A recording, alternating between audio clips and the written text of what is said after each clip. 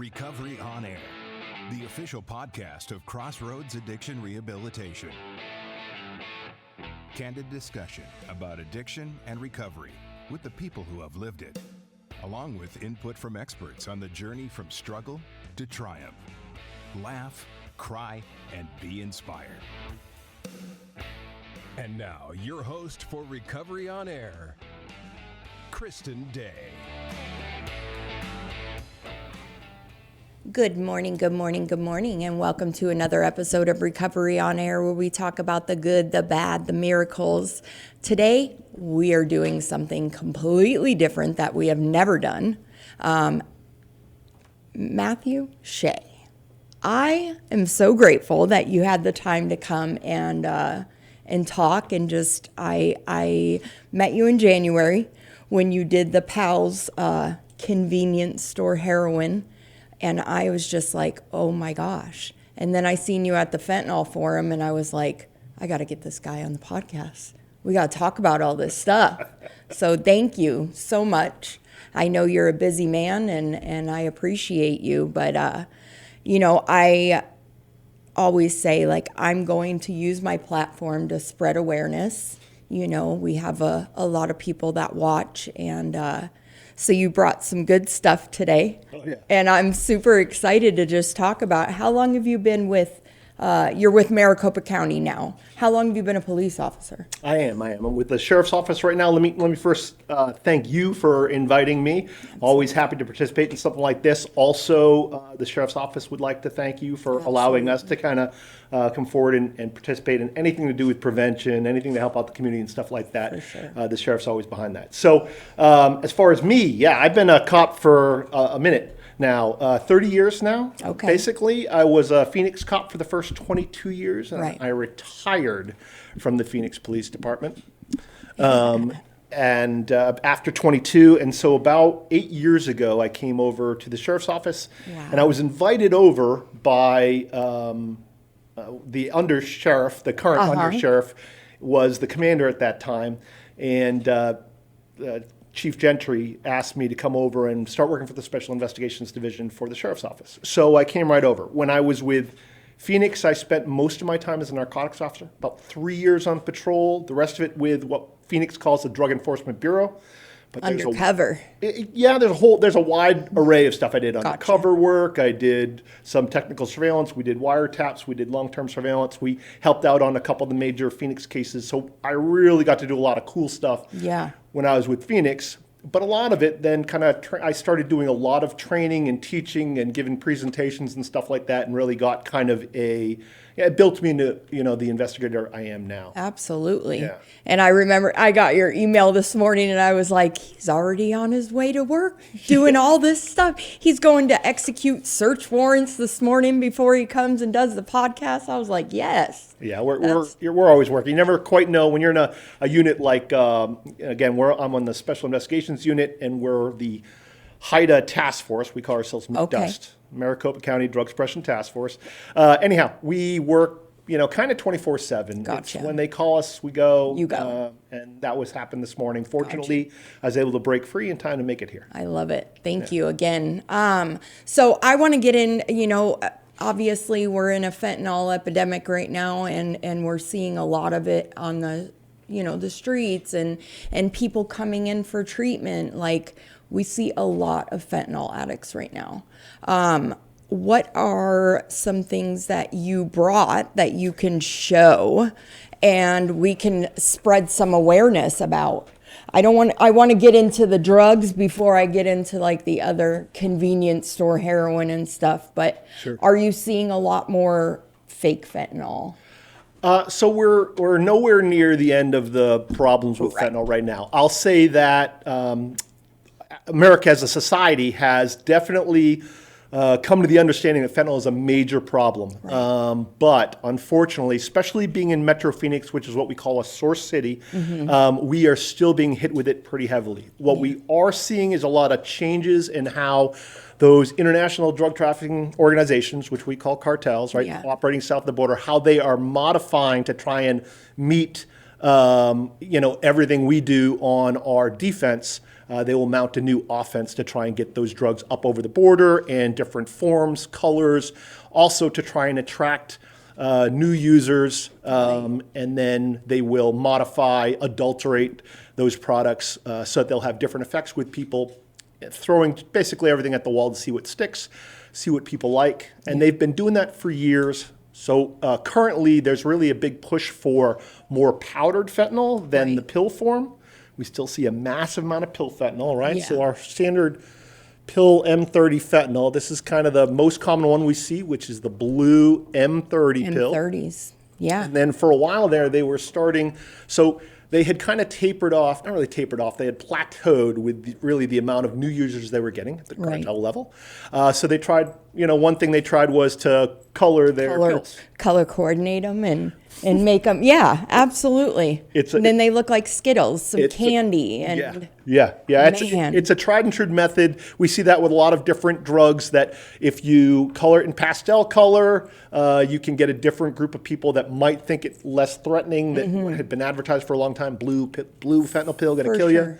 Pastel fentanyl, maybe not. Maybe not. And you get the new users. The interesting thing about that is when we talked to a lot of people that were kind of starting to use that, they didn't like it anywhere near as much as the blue. Had a different taste to it when they smoked it, a different burn. And so it didn't really catch on, which is probably good for us, because if that had caught on, we would have a lot more, my opinion, is we'd have a lot more young people, infants and stuff like that accidentally would take it thinking it's candy and expire immediately. Absolutely. So this was there was an unpopular product, although there's still some out there, and they had a pretty wide variety of forms, which I can, anyhow.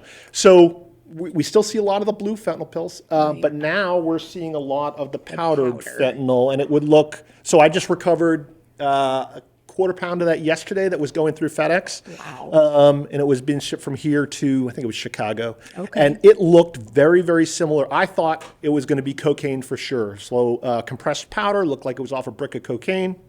And when I looked at it, I'm like, that's almost certainly going to be cocaine, except it didn't have the odor that comes with cocaine. Right. So no odor. That was my first warning sign. So we don't touch any drugs anymore. It used to be, I was horrible at it. I would handle. You would handle it all? My worst.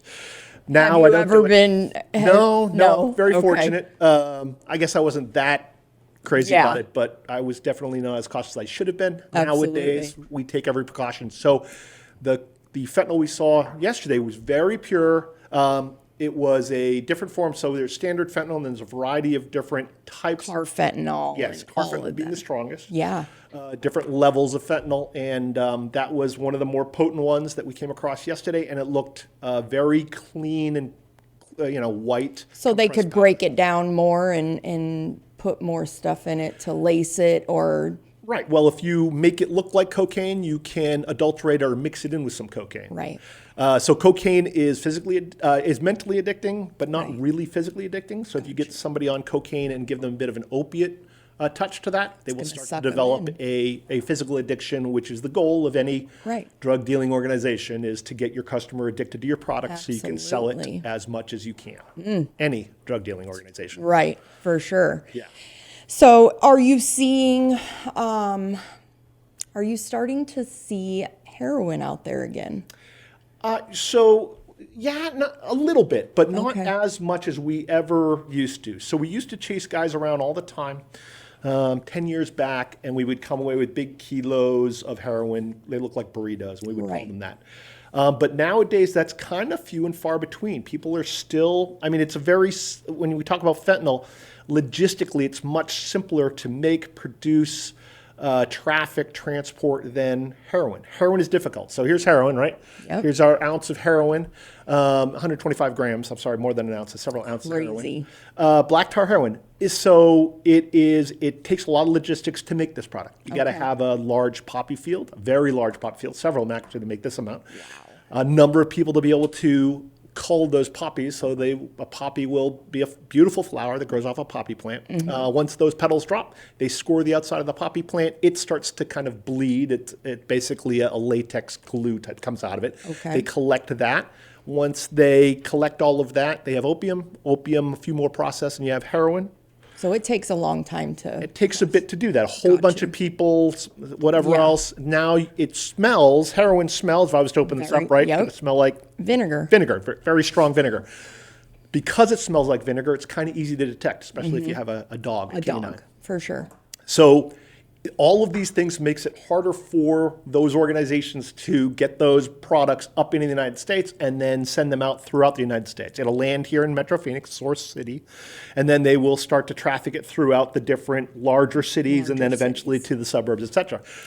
Heroin is easier to detect than many other drugs.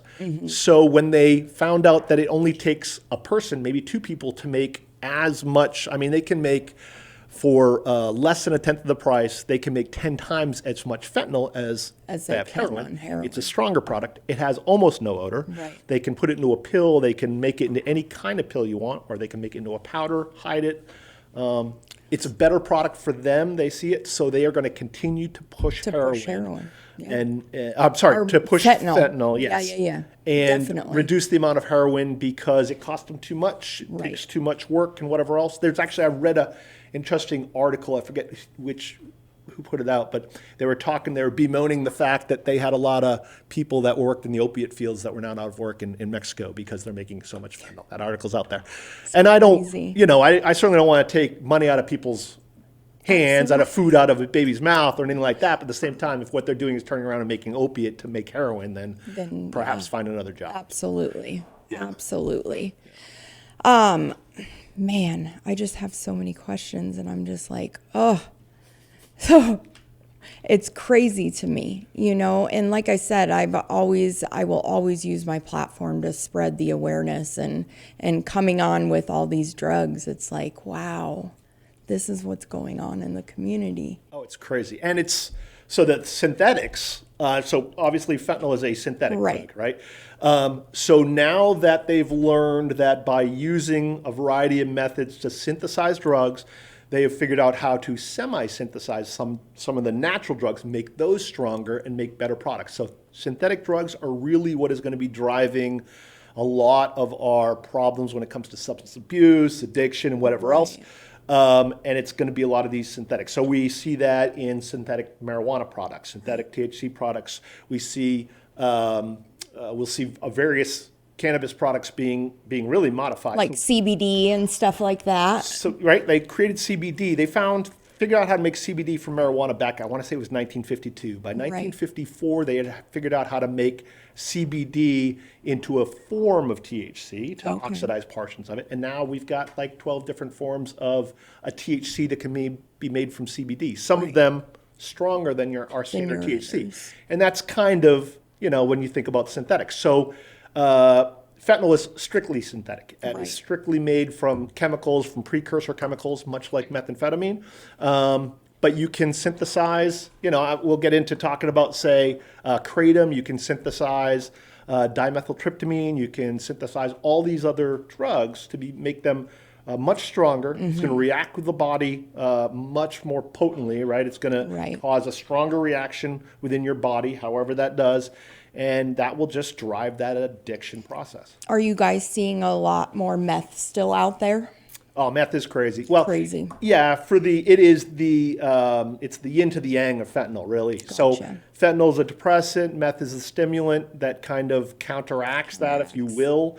It's the strongest stimulant currently, but stand by, there will be a stronger one coming out. They're messing with 2C, which is synthetic cocaine, and they'll start to mess with that more and get that more potent. So I think we'll find a stronger stimulant than methamphetamine coming out, but we are still seeing a lot of methamphetamine, and it has to do with our proximity to border and the method they can get it up. Methamphetamine that's manufactured down in Mexico has become very potent. Again, I'll say. So we'll step in. Are you seeing it more laced with fentanyl, though? Not methamphetamine, typically. Okay. So methamphetamine is as a crystalline product, it's hard to mix those two together without the user actually seeing that it's mixed together like that, right? But a lot of other drugs do kind of set themselves up there. Methamphetamine is generally going to be, we see mostly crystal methamphetamine. So what they've done is they met methamphetamine HCl. They've manufactured it in Mexico. They made it into a base methamphetamine, which is an oil using what they call the P2P method. Then they resynthesized that because P2P meth was half as strong as the original meth we used to see here in town. When I first started being a narc, we did a lot of clandestine methamphetamine laboratories. Back then, they would take cold medicine, Sudafed, right? And if you take one oxygen molecule off of Sudafed using a chemical reaction, boom, you have methamphetamine. Wow. So they had a variety of ways to do that. The government of the United States, on occasion, does some pretty excellent things, and they reduce the amount of Sudafed anyone can get. Yeah. You and I can only go to Walmart, Walgreens. I think it's 2 boxes. Get 2 boxes right now, right? They make it very difficult, so you can't get enough really to make a large quantity of methamphetamine. That didn't affect the cartels south of the border. They were able to make that. Mexico and the other countries followed suit. They made it difficult to get pseudoephedrine, so then they switched over to an old school process used to be done by bikers, which was phenyl-2-propylene, P2P meth. But that meth, when you make it like that, is half as potent as the meth you make with pseudoephedrine. Right. But if you resynthesize that, you can make it as potent. And so now we see, they call it super meth, but it was the stuff that we had here in the 80s. So we see this very strong methamphetamine is back across the border. They can make it in massive amounts. Our squad is the clandestine laboratory squad, one of the other jobs we do. So we go out to these different labs, and generally when it's a meth lab, what they're doing is they are recrystallizing. They're taking that meth oil that comes in from Mexico. They are using a variety of solvents and et cetera, and adding some acid to it. To see what they can come up with. Making big crystals, just massive amounts of methamphetamine. That's crazy. The price has fallen right off the cliff, which tells us there's a ton that's available. Yeah. So yeah, it's still a big problem. It is crazy. Like the money that you can, I'm so grateful that I got sober in 2017 because fentanyl was just barely coming out. I had gotten, a couple things laced with it because I could tell I'd fall right asleep. And I'm like, I need a refund. Like, this sucks, like, this is horrible. But no refunds from the dope man. No. And so I'm the addict that I am. This stuff would have killed me. 100%. Yeah. For sure. So. Yeah. You guys are obviously seeing a lot more overdoses with all this stuff being out there. Yeah, so interestingly, Metro Phoenix area, Maricopa County, and you can look, so Maricopa County does a pretty good job of keeping stats. The Department of Health Services and those guys keep good tracks of overdoses, and unfortunately, Maricopa County is one of the places in the nation where we have still an increase in overdoses where many other parts of the state have leveled off or are slightly decreasing, which is fantastic for those areas. But again, it has a lot to do with where we're at and our proximity, again, I'll say to the border, but we're a city where the stuff lands, and so it's easy to get and hard to get away from, right? Yeah. Right. Yeah. So what I really want to get into and is talking about this 7-OH, or, maybe we even start with just Kratom itself, and because 7-OH is it's part of Kratom, correct? It is within Kratom. Kratom, got you. Yeah. So Kratom is a do you guys call it synthetic heroin? It has a variety of different terms. We just call it 7-OH. It really hasn't even entered the stage where it's being classified as something that's an illegal drug yet, right? They're working on perhaps scheduling it, but there is a lot of money behind not scheduling it because it is being sold out of a variety of places right now, unfortunately, where they either don't recognize or they haven't gotten, the notification that the stuff is pretty addictive and it's going to cause a problem. It already is causing problems within our society. So Kratom comes from a tree generally out of Asia or Africa, and the tree is the same family as, say, a coffee tree, so it looks very similar to a coffee tree. Gotcha. And the leaf that comes off there in those areas, the indigenous people will chew on those leaves, and has a small amount of what they call mitagene, and then out of that, a very, very small amount of 7-hydroxide mitagene when they consume it. Small amounts. Yeah. So when they chew on this plant, it actually works a little bit of a stimulant. But when they start to semi-synthesize that, when they start to extract the mitagene from that plant material, almost kind of if we wanted to extract THC or cannabis from marijuana. From marijuana. I Right? got Same you. kind of process.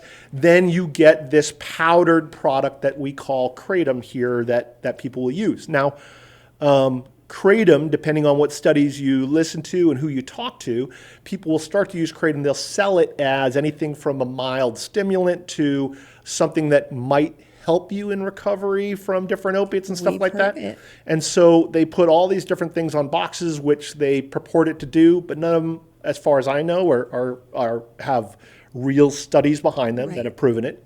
But it's still being sold pretty openly in a lot of our head shops and even some of the CBD stores and stuff like that, where they're selling Kratom as the green powder. Yeah. But And they can put it in the pills. They can swallow it. They can drink it. yeah, that's just the Kratom. Right. And they, yes, yeah, absolutely. So you can do that. And it's still pretty mild form. That is, I'm not going to say it's safe by any means because it will start you down a path you probably don't want to keep going. But there are, I think, a number of people that would say that I can use Kratom and it hasn't caused a problem for me. Yeah. Okay, I get that. Keep using it, and I think you're going to find out you have a problem is what the issue sure. would be. And that's because when we consume Kratom, part of what happens when we eat it is our body turns some of that mitagene into 7-hydroxydimidagene, 7-OH. And that's just the natural. So you get a bit of more of a boost, more of Right. a opiate reaction to it. So it starts to create a product that then attaches itself to your opioid receptors in your brain.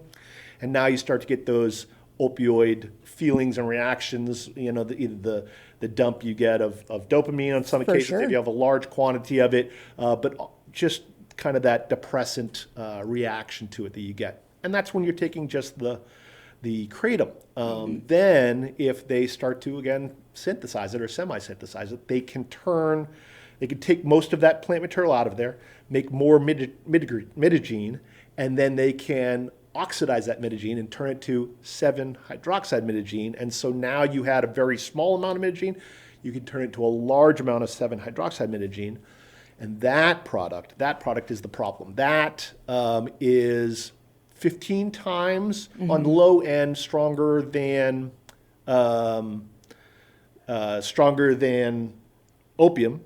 Okay. Essentially, and up to 2.5 times stronger than heroin.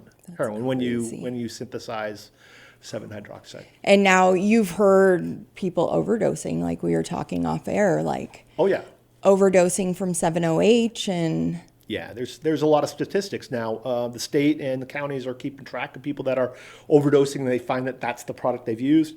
We have a large number of complaints that are now coming in to the sheriff's office, to different agencies throughout the state, to the Department of Health Services, where people are talking about that their loved one, their family member, someone like that had started taking this product that was advertised as something safe that they got from a head shop or a CBD shop or wherever it was. They started consuming it. They developed a reaction to it that they were surprised that was a substance abuse reaction, right? That they needed it, desired it. Were starting to do things that were outside their nature just to get more of it and to consume it more often. And then we started seeing people start to overdose from 7-OH. So there's a moderate amount of people that are doing it currently. And this is a product that is not well known.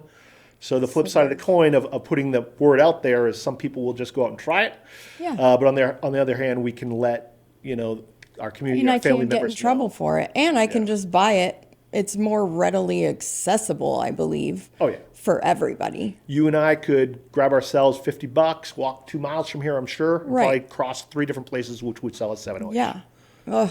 Out of a store. And there would be nothing the law enforcement can do about it because it is not a product that currently there's no law against it. How do we educate people on this, though? Like, how do we let these people know? Like, I mean, these smoke shops and stuff, like, I just don't understand. I mean, I guess it's a business. Yeah. They want to make their money. Yeah. But, like, you're really signing people up for... Yeah, well, you're relying at this addiction. point, because it's a product that can be obtained legally, can be sold legally still, and now you're relying on just the goodwill of, say, a smoke shop to not sell that product because they know it might do harm. Right. That's, if you've got to put food on your table, that might not be something that's going to For tip sure.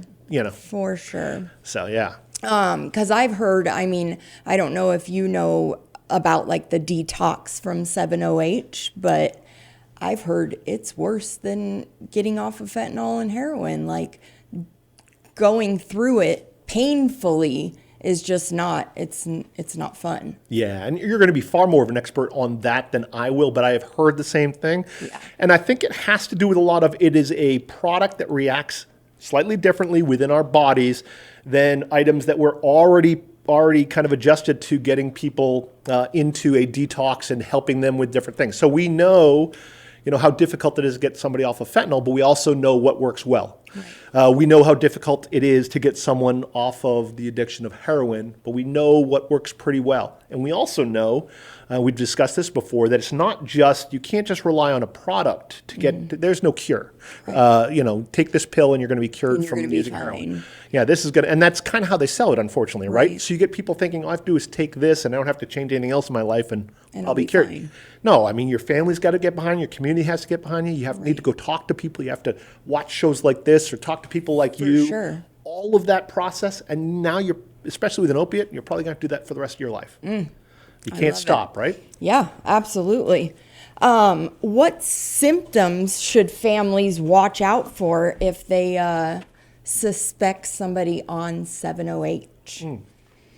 It's going to be similar to heroin or any other, modestly strong opiate drug. Nodding out. Yeah, they would have it. So it's a depressant. Okay. It will, depending on the level that they get. So you can buy 7-OH, and I should have brought some here with me, but I'll send you some images and stuff like that, the stuff that we have recovered. But generally, it will be a round pill that'll have a marking on there. It will come in a box that will say 7-OH on it, generally, or something similar. And they come in different strengths, kind of like when you buy any kind of other pill. They're 20, 30, 40 milligram type-ish. Depending on the amount they have, will kind of depend. So it could be anything from someone, looks like someone that had a lot of alcohol and has stopped drinking for a couple hours. You know how people kind of like nod off with it? Could be something as simple as that, or it could be that suddenly, almost like with heroin where you get on the nod. And you're really literally it's going to slow slouched down. over. Yeah, it's going to generally slow down your reaction, which is not good when you're driving or operating machinery. You're cutting stuff with sharp items. That's not great. For sure. It will cause your reaction to stuff that's going on around you. If you have children or whatever else, that will cause a problem. And so you will be slower to recognize when bad things are happening around you, and that will all be bad. So those are all things. Obviously, you'll probably see the box, but you won't see, people that use heroin, sometimes they'll smoke it or they'll slam it. They'll use a syringe. You won't see that type of paraphernalia, which is unfortunate. But you might see they come in the plastic little dispensers, with a tinfoil on one side. So you might see those start to lay around and stuff like that. And like any drug where people start to abuse them, once that abuse becomes kind of chronic, you'll start to see more and more of that stuff. But whenever someone is starting to act a little off from their normal, there's so many things out there that can affect us. You have to be interested in your family, in the people that are around you, and your neighbors and stuff like that, and maybe be a little intrusive without being crazy. But see what's going on, because it could be a wide variety of things, but God forbid it happens to be one of these drugs. You would hate yourself if you didn't step in and try and do something about it. Yeah. Why do you think products are like showing up in the gas stations and the smoke shops though? And like, I just don't understand how it's so, like, how long before they legalize it? Like they make it illegal, like what is it going to take for that? And we've had a little bit of a conversation on this, like they're going to take one more thing and tweak it around and you get that. So here's what I'll say. First, let me put a little disclaimer in here. So I'm a sheriff's officer, right? I'm a deputy with the Maricopa County Sheriff. So I just enforce the law. They write a law, I enforce the law. If it's not in the law, I can't enforce it, right? Then there's Matt, what he's learned through 30 years of being a narc and all this other stuff. And so I can talk to that from my background and whatever else, what I believe and whatever else. So what I'll say about anything to do with if something going to be legal or illegal or whatever else, that's not the sheriff's stance. That's Matt talking, right? So I'll remove the shirt. But all right. So yeah, we're caught in between two interesting places right now: a push to legalize a lot of drugs and a push to illegalize a lot of different drugs. Yeah. And it's a big game of chess that we're playing as a society when it comes to how do we want to allow the rest of society to react around us. Should we? Some people are going to be like, you know what? Let people do drugs. Let them do their own thing. I think you and I are probably in disagreement with that, statement, because we know that when someone starts to develop a substance abuse problem with any type of drug, it does not just affect that one person. Right. It affects their immediate family, and then their surrounding family, and then their community, and then it will definitely deteriorate the life of that person. Right? So I'm against the legalization or the continued legalization of different drugs. I think they should all be controlled in one manner or another, and in different levels. There's other states that Kratom is illegal, correct?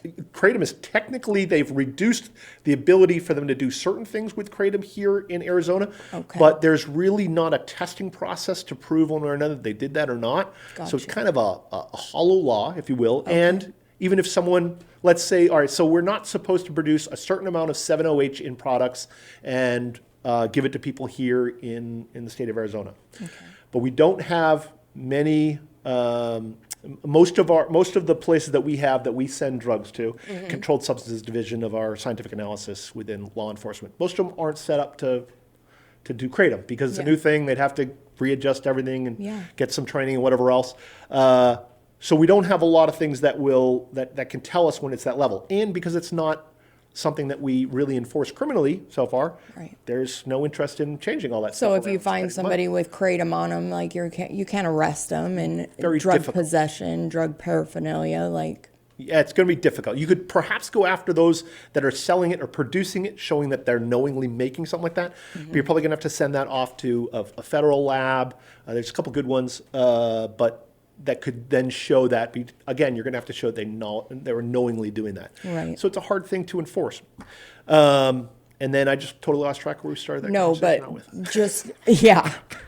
I'm like, oh my gosh, like my brain is just, blah, blah, blah, I have so many things. And do you think that they're anywhere close to making Kratom illegal? I don't think they'll make Kratom illegal, but they'll make products that contain 7-OH. I think they will schedule that either on a national level or here in the state of Arizona. I know that the Attorney General's office is looking at it pretty strongly. So I'm going to say that the state is looking at that. Right. There is a lobbying group, though, that's behind Kratom and behind 7-OH and whatever else. It's a product that makes money currently. It's legal, so they're allowed to do that. Yeah. So they lobby not to get it. And they'll say we can do A, B, C, or D. So that I couldn't tell you which way it's going to go. I think they should, because I think we're going to find it's going to be more and more problems. And when you start to develop an addiction for any opiate, right, at some point you'll max out how much your body actually reacts to that. Right. So let's say we started off with opium or any other basic opiate drug.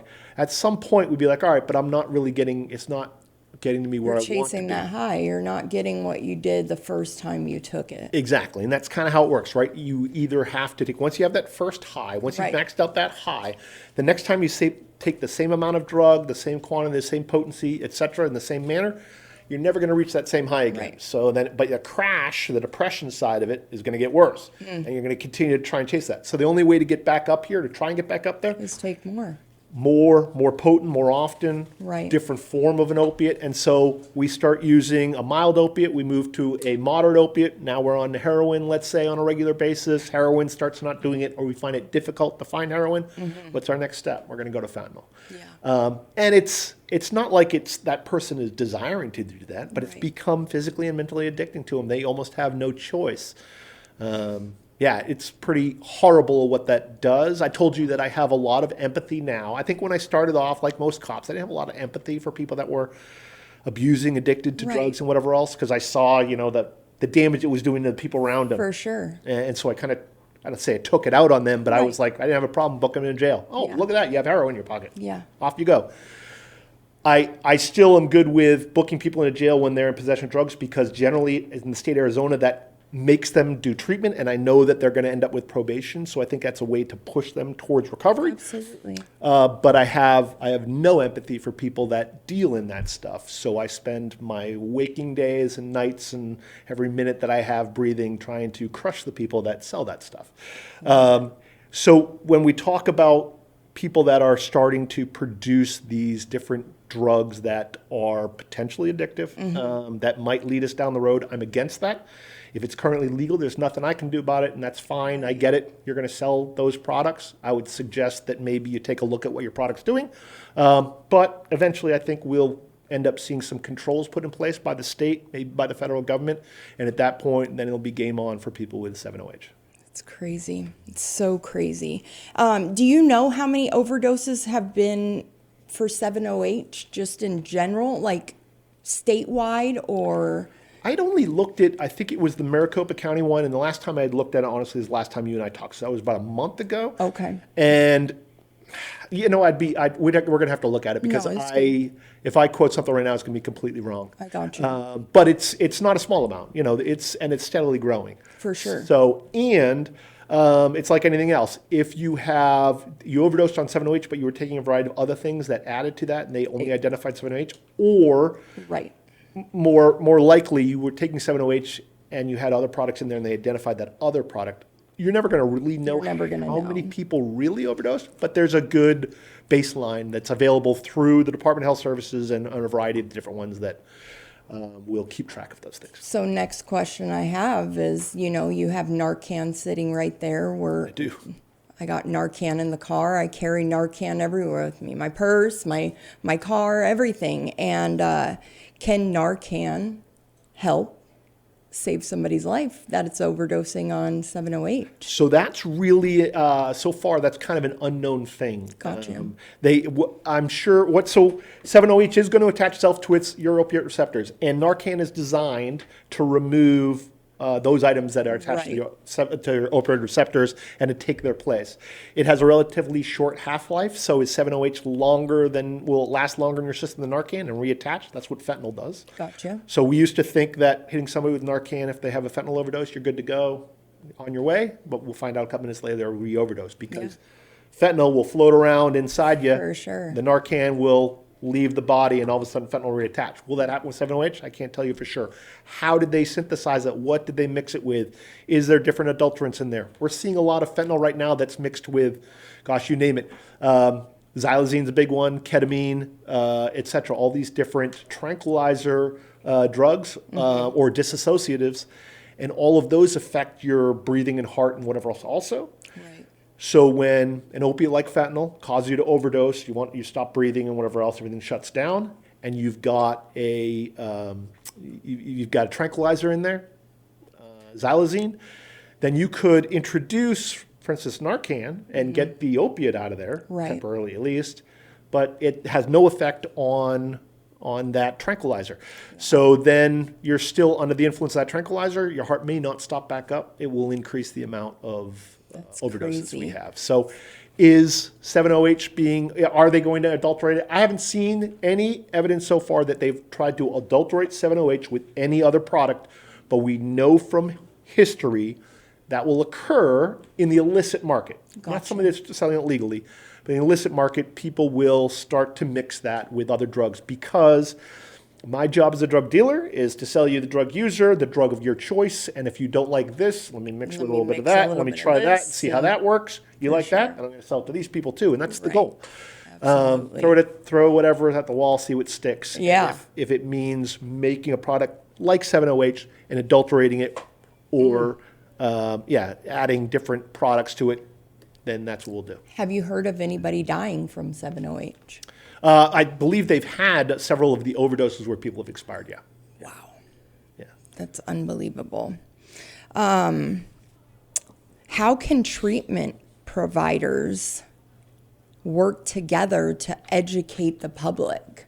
I mean, do you go to treatment centers and talk about, the convenience store heroin, the seminar that you did, that right there? I think just educating these treatment centers, because we don't know. And I've told you this before, us putting, doing a UA if they're not testing for kratom or any of that, it's not going to show up as an opiate on the drug test. So we're not even knowing half this time what they're taking if they're not honest with us. Yeah. So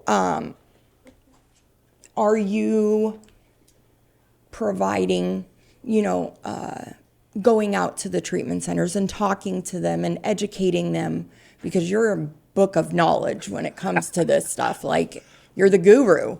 Well, that all has to do with I just won't quit, right? I guess keep going. Energizer Bunny. 30 years of it has contributed to that. I'm no smarter than any other Tom, Dick, or Harry that's out here. So I just have a bunch of it that's stuck up in the brain. But I'm very fortunate in that my job given to me by the sheriff and the undersheriff, I'm allowed to go out and give a lot of these presentations and talk to people when they ask us to. We're always happy. The sheriff's office is always happy to provide that type of information. We try and do any exposure like this helps also that we can put that information out there. But our small group can't do it all, right? So what we hope to do is, plant the seed and then hopefully allow other people to start gaining their own knowledge and then providing that information to themselves. But obviously you can't just, consume the knowledge, read something and then present on it when you don't know anything about it. You kind of can, but it's not the preferred method of doing that, right? You want to get the knowledge, understand what's going on, and then provide that information and convince people that, hey, listen, you got to take a look at that. I'm not saying that if someone's using Kratom, they're a bad person. As a matter of fact, there's probably a whole ton of people that use Kratom and it's doing fine for them. They have not developed any issues. I think if they continue to use it, they'll find out, just like anything else, they'll use more and more often, and next thing you know, it'll move on. That's probably what's going to happen. Historically, that's what will happen. But there are users out there that use a variety of different drugs that never fall under that substance abuse. There's a percentage, right? A large percentage of people that use marijuana, cocaine, whatever else, some of these other more moderate drugs that never develop an addiction to it. But it's that percentage. Let's say it's 15%. Let's say it's 20%. That's 2 out of every 10 people develops a addiction that is going to change their life. Is that worth the risk?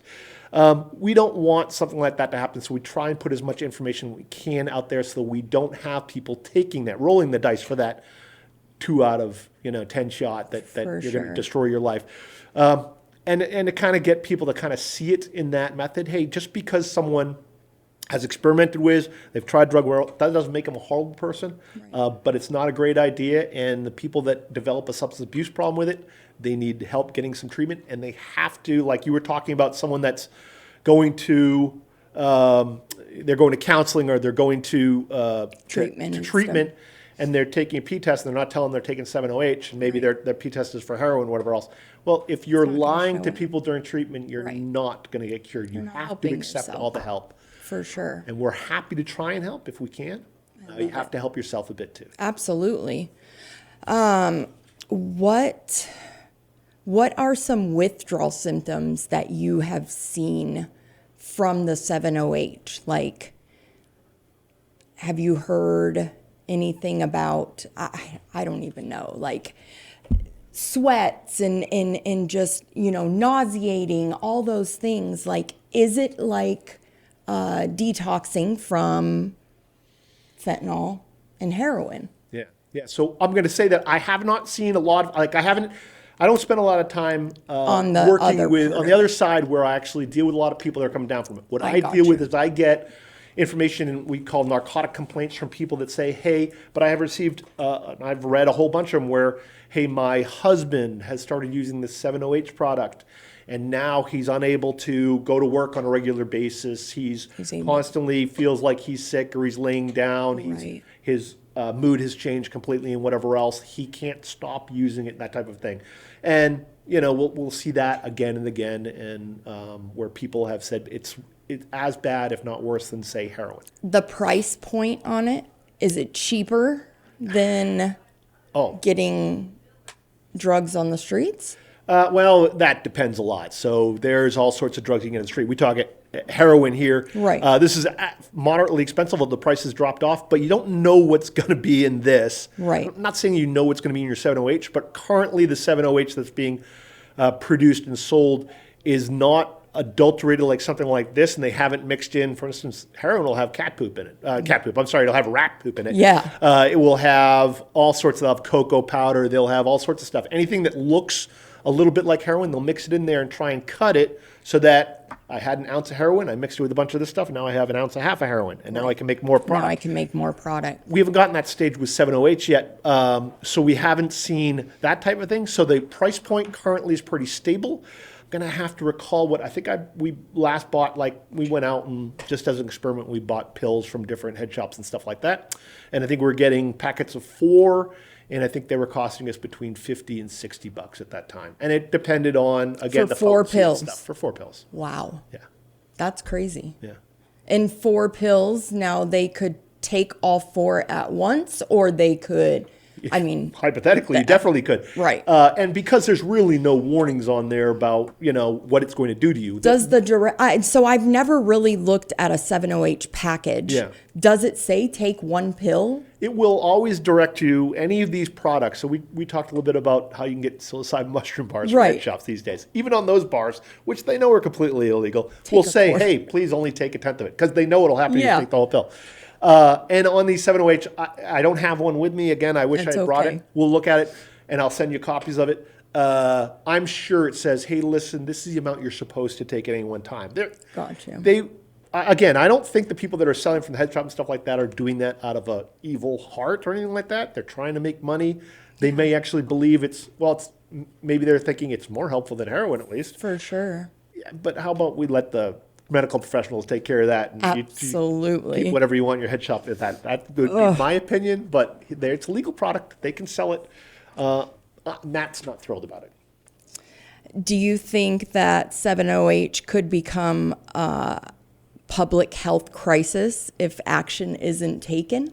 I think it's already headed in that direction, and that's why the Attorney General's office, a number of our politicians, and even nationally, they're starting to look at scheduling that. The DEA has introduced some verbiage where they want to schedule it and make it a drug that can only be administered medically, type of thing, or you'd have to get a prescription type of thing along those lines.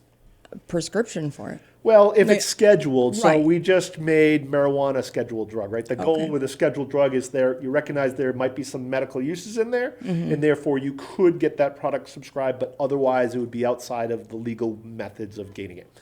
That's not what they're doing with marijuana, by the way. I'm not trying to say that's the case, but that's what they could do with 7OH is say, okay, we've recognized that there is some medical benefits. Perhaps it is to help people get off of fentanyl and get them down to a different level opiate, and then they can get them off the 7OH to the next thing. I don't know how that's the doctors who worry about that. But if they schedule it, then it's a product that's recognized as having some medical purposes, and therefore it should be looked at differently than something that is strictly legal, say like methamphetamine. For sure. Is there anything else that, we can help to spread the awareness of this? And like I said, I will always use this platform, and I hope that people do watch this to see exactly what's going on, because I honestly didn't know it was like this until January when I met you and you did your little seminar for PAL, and I was just like, holy shit. Well, it's online. All of this you can easily look up and verify and get more information. Obviously, anybody else that can help spread the word, put it in social media, whatever else. I mean, we are driven these days. The word of mouth gets out to our younger users, and those are the people that generally will be the ones that abuse drugs. The word of mouth gets out through those guys through social media, right? Through Instagram, through Snapchat, through whatever else. There's one of two things we have to do there. As parents, I am a parent of children that use social media. I need to monitor their social media because that's how most drugs are actually trafficked to our younger adults these days.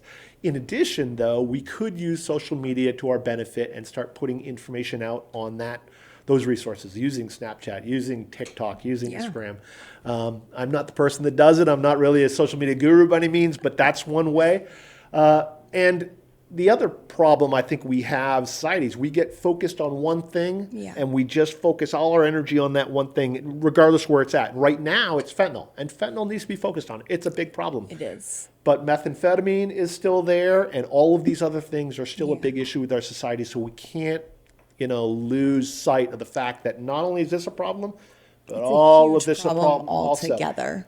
For sure. I always say that, one of the best things we ever had, it was Nancy Reagan back in the day just started the Say No to Drugs thing. And you can gosh darn that as much as you want, but that worked, where they just continually told people, say no to drugs, say no to drugs, say no to drugs.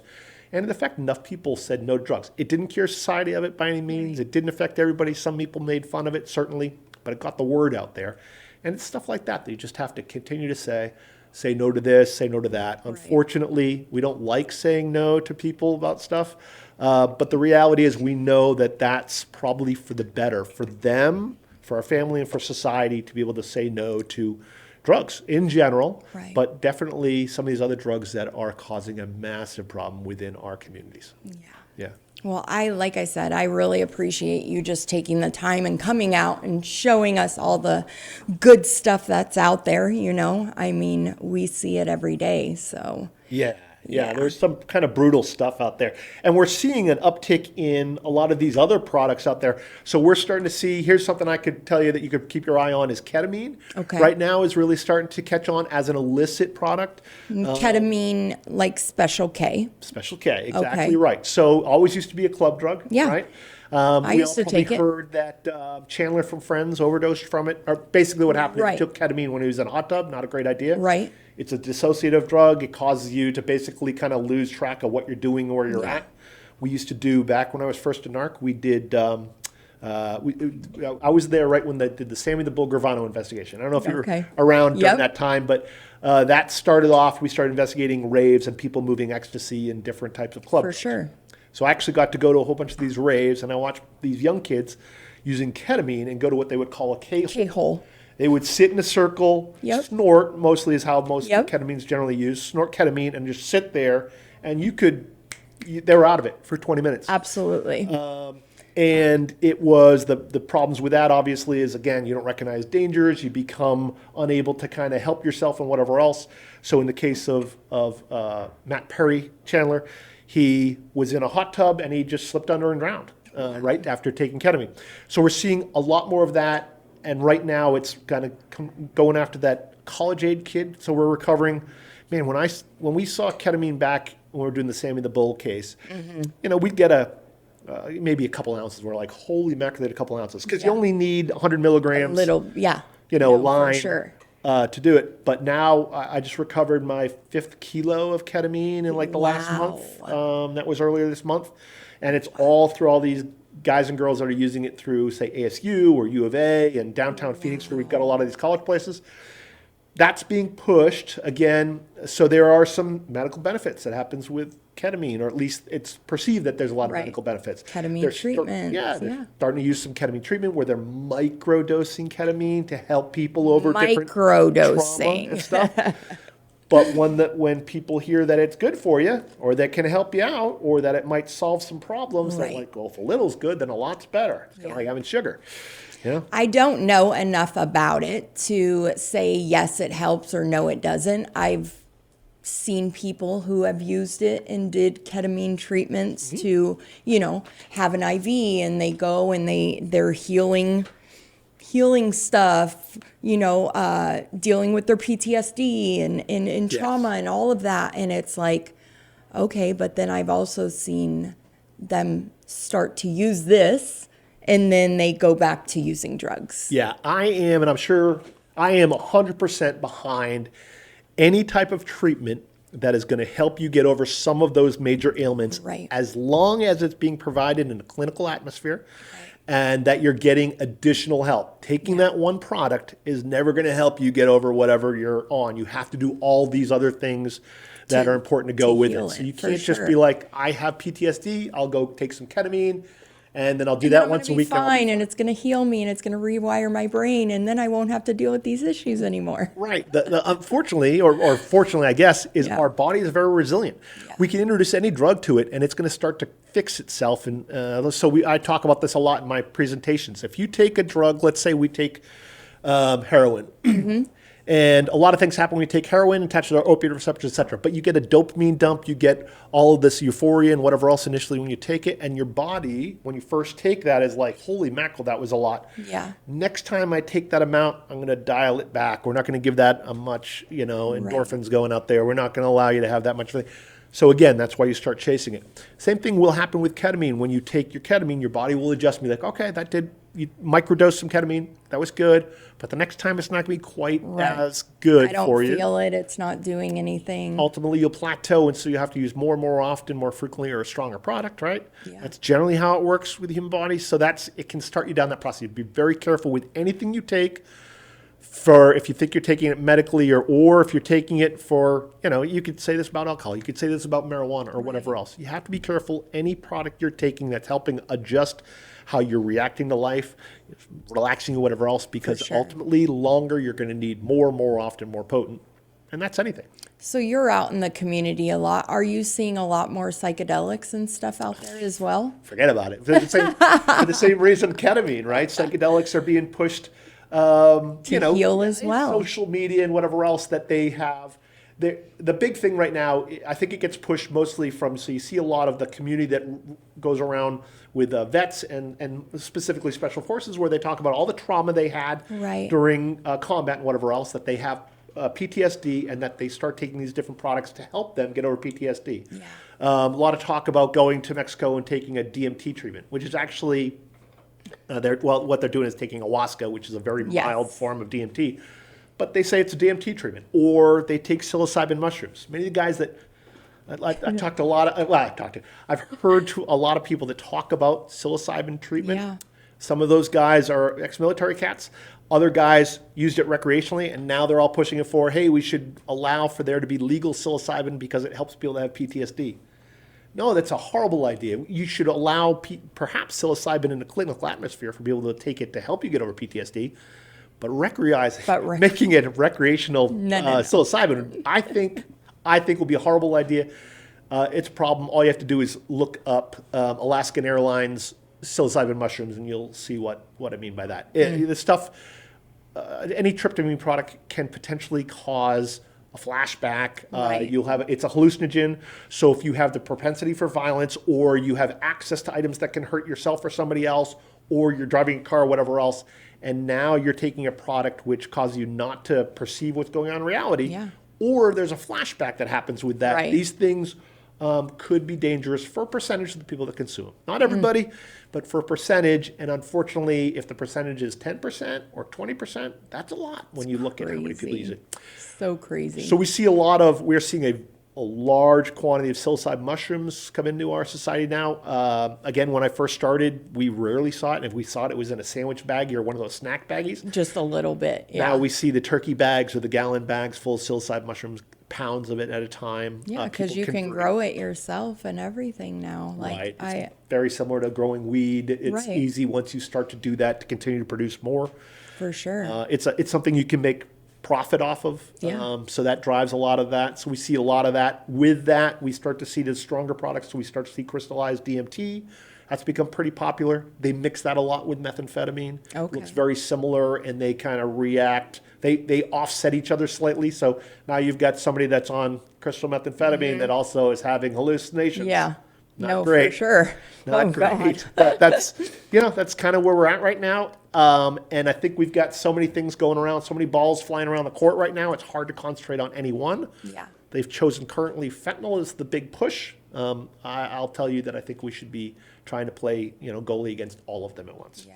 For sure. Yeah. Well, again, I thank you so much for just coming out, and you are a guru in all of this, and I really appreciate you, and I'm super grateful, that you are doing what you're doing, because it's definitely helping. Well, I appreciate you giving me the opportunity to come and speak with you about it. I'm sure the sheriff's office is happy. Hopefully I've done a halfway decent job for them, but I'm sure they're happy whenever they can help the community in any way like this. They're ready to do it. And that goes for all law enforcement across the state. Yeah. Every cop I know, every chief I know is out there to try and make society be better one way or another. Right.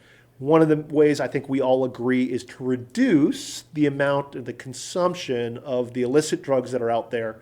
And then those people that are consuming them, get them to recognize what the hazards are. And then for those new products coming online, start to get the word out that there are dangers. There are dangers. Well, again, I thank you so much. And if you are struggling and you need help, you can always reach out at thecrossroadsinc.org. We are open Monday through Saturday, 7 a.m., 2002 East Osborne Road. Come down, we'll assess you, we'll get you in, we will help you. We take all commercial insurance, all Medicaid plans, and you don't even have to have insurance. So come down. Again, thank you so much for coming on, and with that, I'll pass. Bye.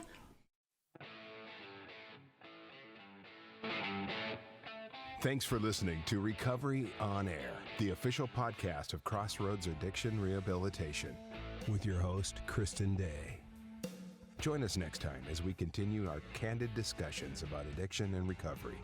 Listen 24/7 anytime to this or any of our shows online at starworldwidenetworks.com or wherever you get your favorite podcasts.